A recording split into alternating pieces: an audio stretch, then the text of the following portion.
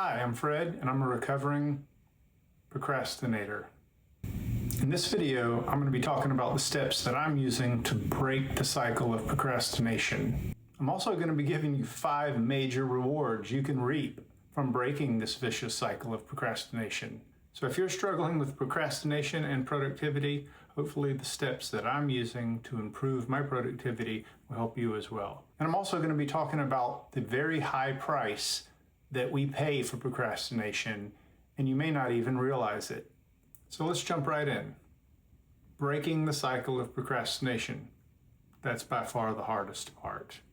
It's a habit, but habits can be broken.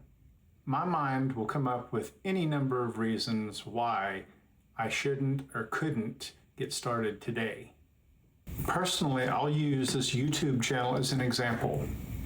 I wanted to start this YouTube channel years ago, and I procrastinated big time with it. There was always an excuse why I couldn't do it. First of all, I didn't really know how to edit. I was going to have to learn how to do that. I didn't have the right equipment to do it. I didn't have the time to do it. I didn't know how to write scripts. I didn't know how to do anything really, and it just felt overwhelming. But I always wanted to do it, so I kept it in the back of my mind. That procrastination just pushed it off further and further. I should have done it years ago and maybe would have been a lot further ahead than I am now.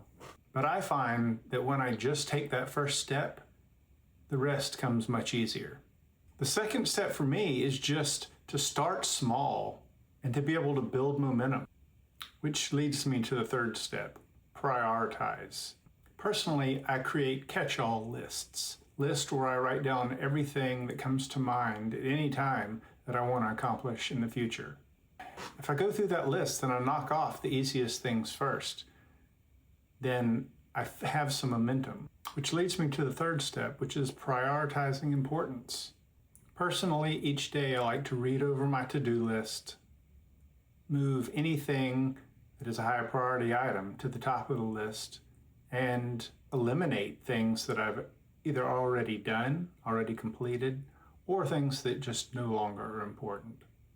And when I say start small, I really mean pick the low-hanging fruit. The easiest things that you can accomplish, knock them off your list, get them started, get them done, get them out of the way. And then you'll feel some sense of accomplishment. At least I know I do.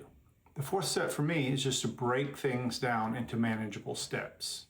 Obviously, not every task that you need to accomplish is going to need to be broken down into steps.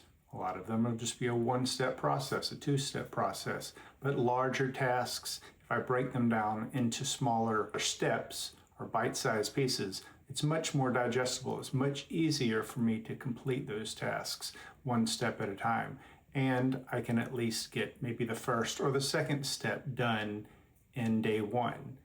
And then I have that momentum that we talked about. Step number 5, maybe it should be step number 1, eliminate distractions. That's a huge one for me. Computers, phones, you name it. It's so easy to be distracted, and I can be distracted throughout the whole day, and before I know it, I haven't accomplished anything. So it's super, super important for me, at least, to try to eliminate as many of those distractions as possible, to turn the computer off, turn the phone off, put the phone on silent, turn off notifications, anything that can help keep my ADD mind focused.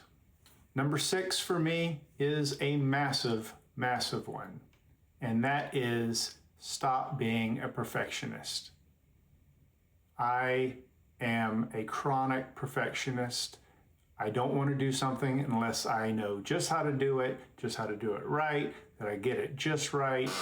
I was raised to do things right the first time, and it is so debilitating. So it's something that I'm really working on hard, and I know that it's a big problem for a lot of other people as well. I hear it, I read it, and we just have to get the job done. It doesn't have to be perfect. There are tons of people out there who started massive businesses, and one of the key things that they say is start dirty, start sloppy, just start. It doesn't have to be perfect. You can always pivot, always make changes, but that's a very big, important thing for me to try to get over. And a quote for you on that is, "Perfection is the enemy of productivity." I heard that quote one time and it really stuck with me. Number 7 is also another really big one for me, and that's discipline.